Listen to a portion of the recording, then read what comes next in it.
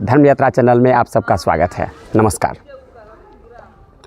आज का हमारा विशेष टॉपिक है कि 2023 में शनि का न्याय चक्र किस प्रकार होगा, शनि किस प्रकार से न्याय कर रहा है और किन किन राशि वालों के लिए ये न्याय चक्र का जो प्रभाव है, ये न्याय चक्र का जो असर है वो किन किन राशियों के ऊपर में आ रहा है, इस पर हम आज, ये हमारा टॉपिक है, इस पर हम चर्चा करेंगे विस्तृत रूप से भिन्न भिन्न राशि वालों के लिए। सबसे पहले हम ये जानते हैं कि न्याय चक्र क्या है, इसका क्या अर्थ है।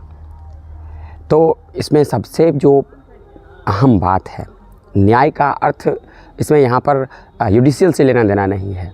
यहाँ पर ये नहीं है कि हम जो थाना होता है, तहसील हम कहते हैं, उसके बाद वो कोर्ट होता है या जज होते हैं, वकील होते हैं, वहाँ पर न्याय जो मिलता है वो न्याय की बात यहाँ पर नहीं चल रही है। इसके अलावा भी कोई कोर्ट है, हाई कोर्ट और सुप्रीम कोर्ट, इसके अलग भी है। तो वहाँ पर बात ये है कि हमारा जो कर्म है उसमें न्याय, हम जो भी कोई काम को करते हैं। तो इससे पहले भी हमने अपने वीडियो में आप वीडियो के माध्यम से आप सब तक पहुंचाया था कि ये जो कर्म है वो 3 प्रकार का होता है, क्रियमान, संचित और प्रारब्ध। क्रियमान कार्य वो है जो हम रोज़ करते हैं, वो संचित हो जाता है, इकट्ठा हो जाता है और फिर वो प्रारब्ध हो जाता है। और प्रारब्ध का हमें भोग करना पड़ता है। प्रारब्ध की समाप्ति तब होती है जब वो जो कर्म है, हमारे द्वारा किया हुआ जो कर्म है, वो कर्म अच्छा भी हो सकता है, बुरा भी हो सकता है। हम जिस भी किसी काम को किए हैं, वो जो कर्म हमारा है, तो उस कर्म को हमको भोगना ही पड़ता है। भोग करके ही उसको हमको ख़त्म करना पड़ता है। उसके बाद फिर हम भोग करते हैं तो फिर हमारा जो है वो इकट्ठा होता है। चूँकि हमारा कर्म तो चलता ही रहता है। कर्म हम कभी ये नहीं होता कि हम कभी क्रियमान कर्म जो है हमारा वो रुक जाता है, उस काम को हम करना छोड़ देते हैं, ऐसी बात नहीं है। तो अब ये है कि हम जो कर्म करते हैं, जो मैंने अभी कहा है कि वो संचित हो जाता है, फिर वो इकट्ठा हो जाता है और फिर प्रारब्ध हो जाता है, इसको हम जानते हैं। इसके लिए हमारा जो है वो ज्योतिष शास्त्र के माध्यम से हम इस चीज़ को जानते हैं। कहते हैं कि प्रत्यक्षम ज्योतिषम शास्त्रम चंद्र को यत् साक्षिणो, सूर्य और चंद्रमा जिसका साक्षी है, ऐसा प्रत्यक्ष ज्योतिष शास्त्र। प्लैनेट के माध्यम से हम इस चीज़ को पता करते हैं कि कैसे होता है। उसमें लघु जातक का श्लोक है कि यदुपचित मन्य जन्मनि शुभाशुभम तस्य कर्मणः पंक्तिम व्यंजयति शास्त्र में तत्तमस द्रव्यान दीपी। दीपक जिस प्रकार से हमारे घर में सभी अंधेरा में हमें कोई वस्तु नहीं दिखाई देता है, दीपक के जला देने से, लाइट को जला देने से हमें सारी वस्तु जिस प्रकार से दिखाई देने लगता है, उसी प्रकार से हमारे पूर्व जन्म में हमारे किए हुए कर्मों का जो शुभाशुभ फल है, जो हमने सही काम किया है या हमारे से कोई भूलवश या फिर किसी कैसे भी जो अशुभ कर्म हमारे द्वारा किया गया है, उसका जो फलाफल है वो हम इसके माध्यम से समझते हैं, इसके माध्यम से हम जानते हैं। तो इसमें विशेष बात एक चीज़ क्या है कि हमारे सनातन धर्म में ये कहा गया है कि हम जन्म लेते हैं और पंच तत्व में विलीन हो जाते हैं, फिर से जन्म लेते हैं। ये चक्र चलता रहता है। क्योंकि मोक्ष मिलना बहुत मुश्किल हो जाता है, किसी को भी मोक्ष नहीं मिलता है। स्वर्ग की प्राप्ति हो सकती है, लेकिन मोक्ष का अर्थ ये है कि फिर से पुनः जन्म ना लेना। तो ये पुनः जन्म नहीं लेना, ये बहुत मुश्किल चीज़ हो जाता है। इसके लिए जो है वो जन्म जन्म का तपस्या करना, साधना करना, वो कलयुग में जो है वो खैर संभव नहीं है ये चीज़। तो इसमें यह है कि हमारे इसमें है कि कहा गया है शास्त्र में कि पुनरपि जननम पुनरपि मरणम और पुनरपि जननी जठरे शयनम। हम जन्म लेते हैं, जन्म लेने के बाद पंचतत्व में विलीन हो जाते हैं।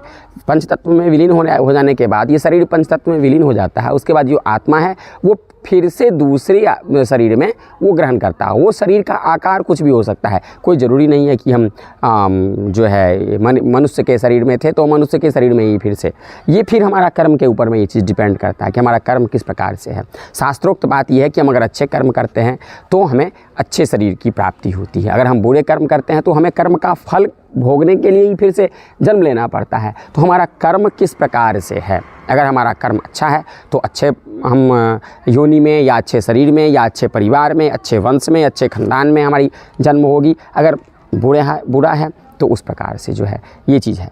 तो अब हम जो मुख्य हमारा उद्देश्य है कि न्याय जो है वो न्याय का अभिप्राय यही है कि जब हम सही काम करते हैं और उसका महादशा आ जाता है तो पूरा हमारा समय जो है वो बहुत बढ़िया हम अपने समय को व्यतीत करते हैं। वो किसी भी टाइम में हो, बचपन में हो तो बढ़िया करते हैं, अगर उसके आगे नौकरी की बात हो उसमें हम बहुत बढ़िया हमारा हो जाता है, हमें मेहनत नहीं करना पड़ता है, हमारा वर्क प्रोफाइल बहुत कम होता है, नौकरी में भी बहुत कम मेहनत करना पड़ता है, फिर भी जो है हमको वो बहुत बढ़िया अचीवमेंट हो जाता है। या फिर उसके बाद भी बाय द वे अगर हमारा टाइम जो है वो नौकरी का टाइम है, इससे पहले हम बहुत बढ़िया से हमारा पढ़ाई लिखाई जो है वो बहुत बढ़िया हुआ है, लेकिन उस टाइम में अगर मार्केस का महादशा आ जाए तो फिर क्या हमको नौकरी मिलेगी और हमारा जीवन जो है क्या बहुत बढ़िया सुख में बीतेगा? नहीं।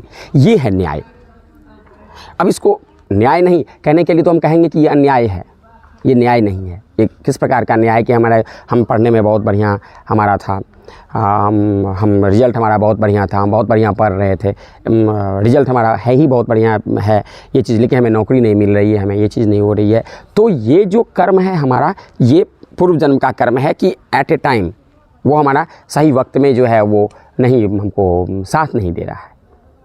महाभारत में ये चीज़ है कि जब कर्ण, तो उसमें तो प्रत्यक्ष है कि सामने हुआ था, उन लोगों की आयु भी बहुत अधिक थी उस टाइम में, तो कर्ण जो है धनुर्धारी बहुत बड़े थे, वो सब आप सभी शायद जानते भी होंगे। और अभी कोरोना में हम लोगों ने पूरा देखा है कि किस प्रकार से महाभारत में तो कर्ण जो है वो बहुत बड़े धनुर्धारी थे, लेकिन स्थितिवशात गुरु के श्राप के कारण धनुर्धारी होने के बावजूद भी जब उनको अपने गुरु के दिए हुए मंत्रों का परम आवश्यक था, अत्यावश्यक था, जब वो संकष्ट की घड़ी में आ गए थे तो वो अपना मंत्र सारा भूल गए। गुरु के द्वारा दिए गए जितने भी विद्या थी वो सारी विद्याओं को उन्होंने भूल गया और उनको श्राप दिया गया था। तो ये श्राप जो है वो हम इसको क्रियमान कर्म में और संचित में भी हम जोड़ सकते हैं इस चीज़ को। तो अभिप्राय हमारा कहने का ये है कि हमारे द्वारा जो किया गया कर्म है, पुण्य या पाप, वो हमको जिस टाइम में मिलता है ये न्याय है। हम सही काम करते हैं तो सही, गलत काम करते हैं तो गलत। तो अब हम देखते हैं कि किन किन राशि वालों के लिए 2023 जो है, 2023 में शनि का न्याय चक्र चलेगा। न्याय चक्र मैंने आपको समझा दिया है ये चीज़। तो खास करके अगर हम देखें तो सिंह राशि वालों के लिए 2023 में फरवरी के बाद शनि गोचर हो रहा है। शनि मकर राशि में अभी है, मकर राशि से फरवरी के बाद ये कुंभ राशि में पहुंच जाएगा। अब कुंभ राशि में जाने पर अब क्या होगा कंडीशन, ये चीज़ हम देखते हैं यहाँ पर कि और सारे जितने भी प्लैनेट हैं वो बहुत बढ़िया बैठे हुए हैं। मंगल वृष राशि का 10वें स्थान में बैठा हुआ है, ये बहुत बढ़िया है, क्योंकि मंगल का 10वां स्थान में होना ये बहुत बढ़िया फल देता है, जो मैंने पहले भी आप लोगों को अपने वीडियो के माध्यम से मैंने बताया। बृहस्पति यहाँ पर अगर हम देखें तो बृहस्पति मीन राशि का स्वग्रही बैठा हुआ है, लेकिन ये अष्टम स्थान में बैठा हुआ है। अष्टम स्थान का बृहस्पति कहीं ना कहीं विद्या और बुद्धि में, या आपकी जो सोचने का, चिंतन करने की, विद्या बुद्धि से हमारा कहने का अभिप्राय ये है कि सोचने का, चिंतन करने की जो आपकी एबिलिटी होती है उसको वो कम कर देता है।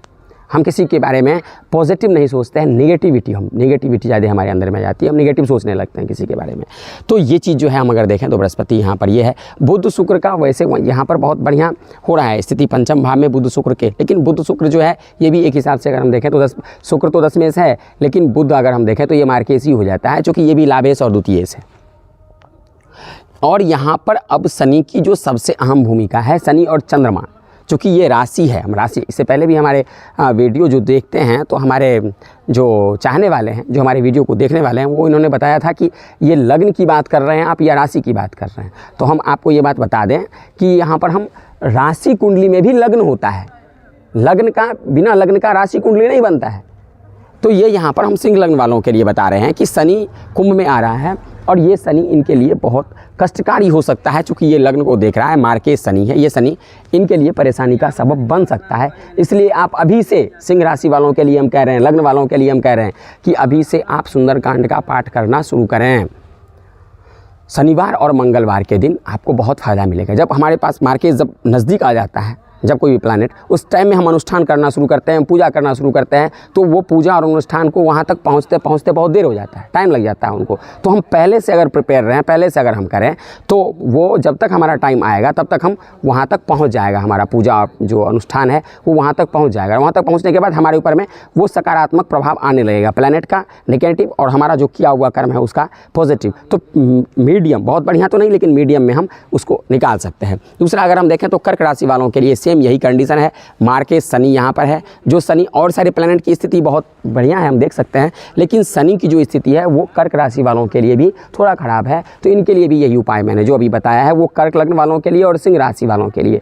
राशि और लग्न में बिल्कुल कन्फ्यूजन नहीं होना है, क्योंकि लग्न की बात हम यहाँ पर इसलिए नहीं करते हैं कि मेरे पास आपकी जन्म पत्री नहीं है, तो राशि कुंडली के आधार पर हम इस बात को करते हैं। और राशि कुंडली में भी लग्न होता है, बिना लग्न का कोई भी कुंडली हो, राशि हो, चंद्र लग्न हो, सूर्य लग्न हो, नवमांश हो, हर एक में लग्न का होना अनिवार्य है, लग्न होगा ही होगा।